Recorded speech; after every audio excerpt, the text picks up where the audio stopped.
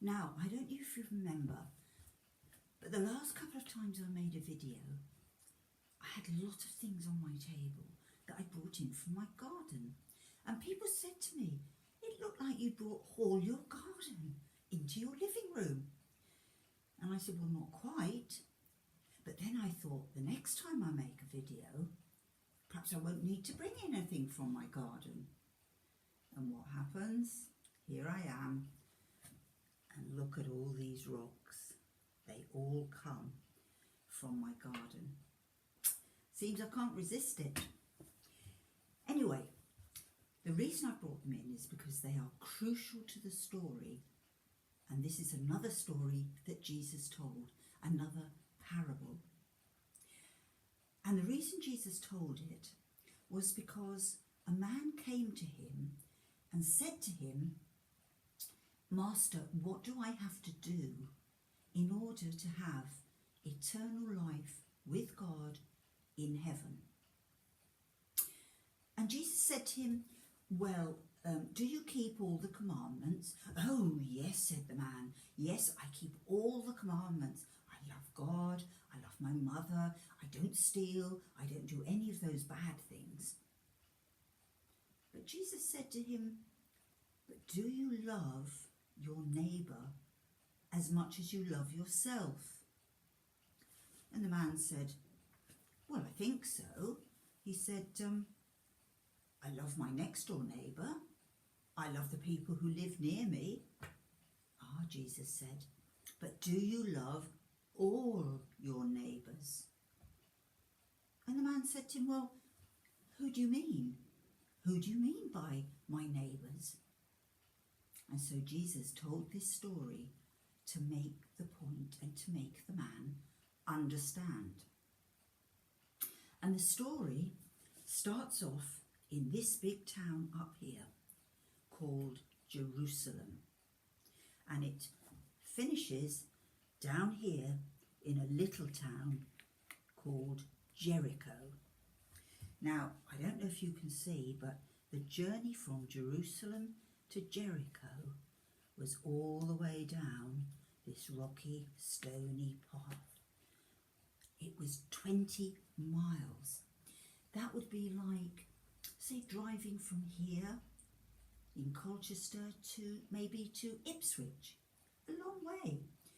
But in those days, the only way that people could travel was either by walking, or if they were very lucky, they might have a donkey. And the point about this road was that it was a very dangerous road. It was dangerous for several reasons. First of all, because Jerusalem was high up on the hill and Jericho was low down, it was a very dangerous downward journey over slippery rocks. But the other thing was that some of the rocks were so big that it was possible for people to hide in the rocks. Now, what kind of people might hide in the rocks? Well, if they didn't want to be seen, it probably meant they weren't up to much good. And in fact, this was the home of lots of robbers or bandits. So when the man set off from Jerusalem, he knew that he was taking a very dangerous road. And here he is, walking down the path, keeping his eyes open all the time, because he knows that it's very, very dangerous with all these rocks. But down he went.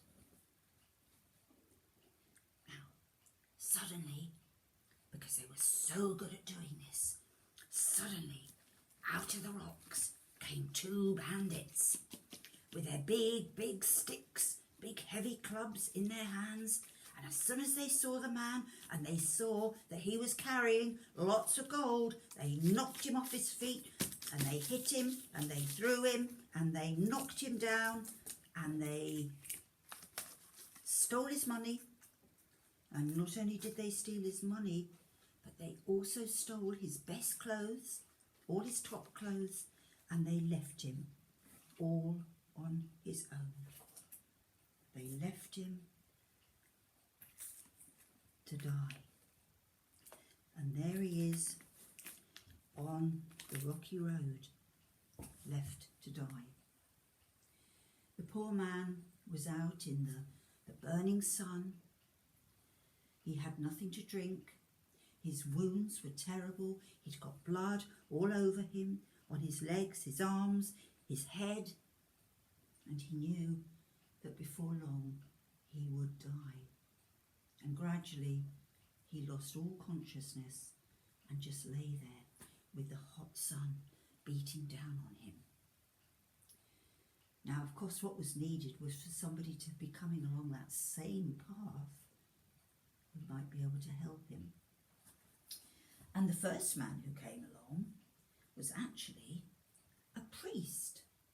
Now, the priest, he worked in the temple, and he was coming along the road, and when he saw the man, he stopped and he looked and he thought, I think that man looks dead.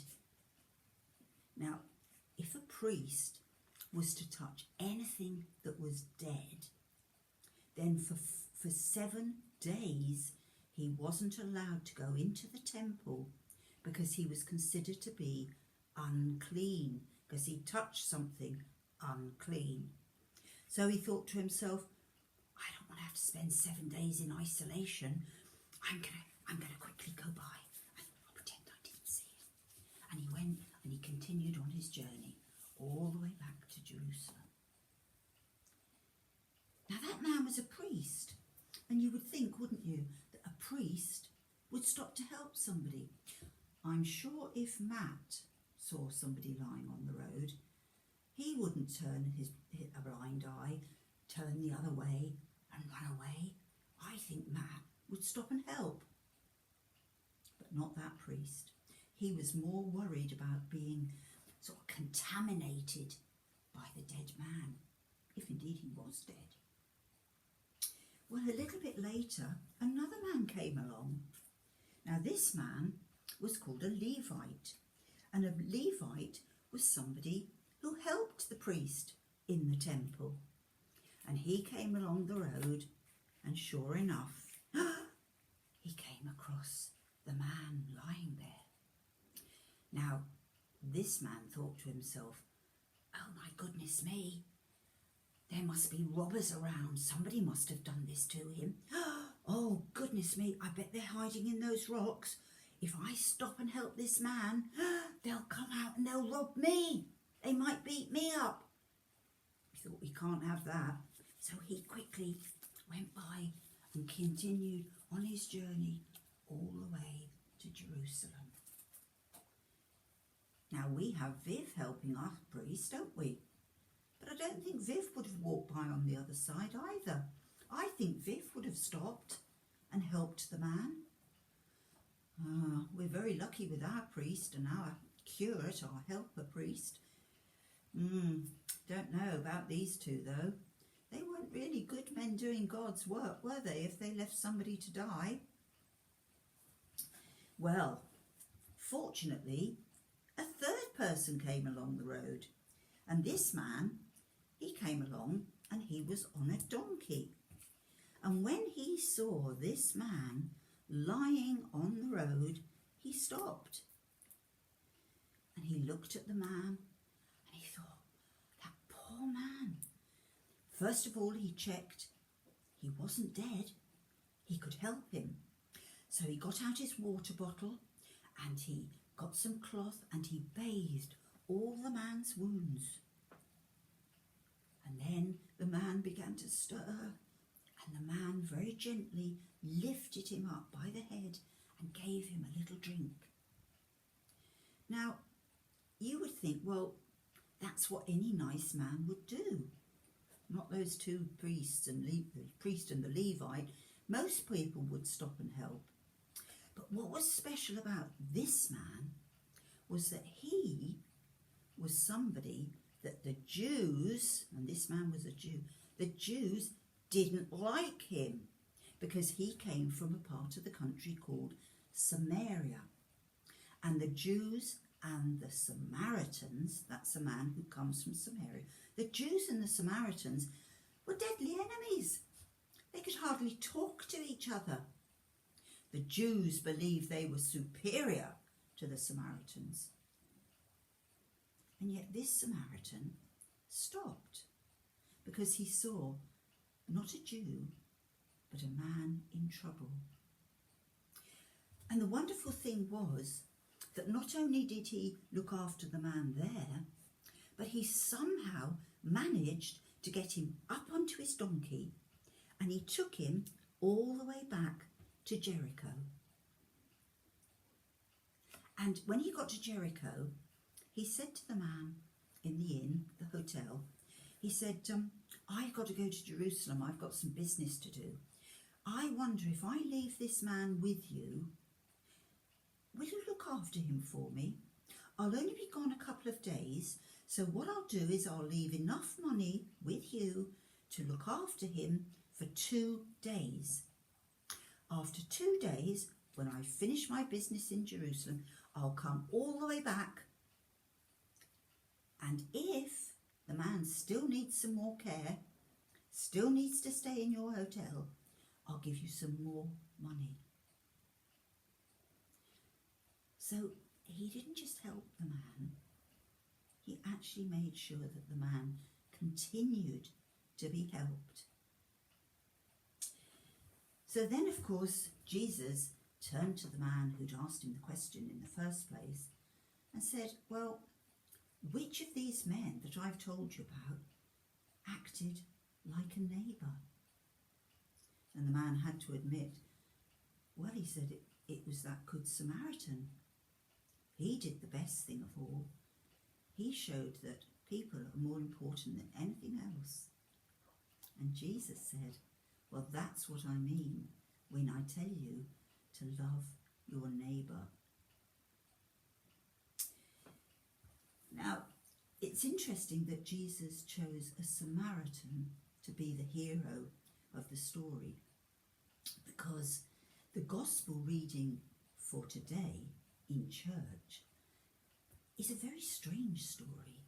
It's about a lady who in fact was a Samaritan, and she wanted some help from Jesus, and she kept calling out to Jesus saying, help me, Jesus. And Jesus said, well, I didn't really originally come to help you. I came to help the Jews first of all, and then later I'd help other people. And the disciples wanted Jesus to send her away.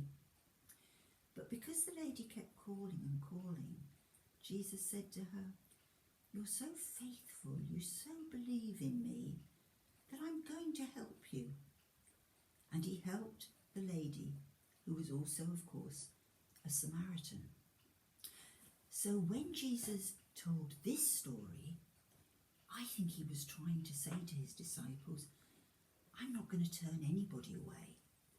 Although I came originally to the Jews, I've actually come for everybody.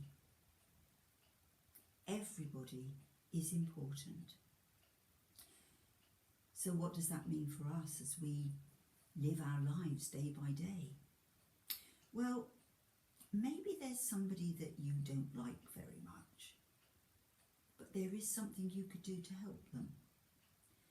Maybe one of your brothers or sisters has been unkind to you, and you think, well, I'm not going to help him. But if you help somebody who's not very nice to you, you're being like the Good Samaritan. You're stopping and helping, doesn't matter who it is. And if you support a football team and somebody else in your class supports a different football team and you pretend that you're deadly enemies, I don't think that would stop you helping that person, would it? That would be foolish, wouldn't it? Because at the end of the day, we're all God's people, and the idea is that we help everybody. And the Good Samaritan proved that he was a real neighbour. And he was the sort of person Jesus wants us to be. Well, until I see you again, I hope you enjoy your summer holiday, and I'm sure you're all looking forward to going back to school in September, which I think is the next time I shall see you. So until then, I'll say goodbye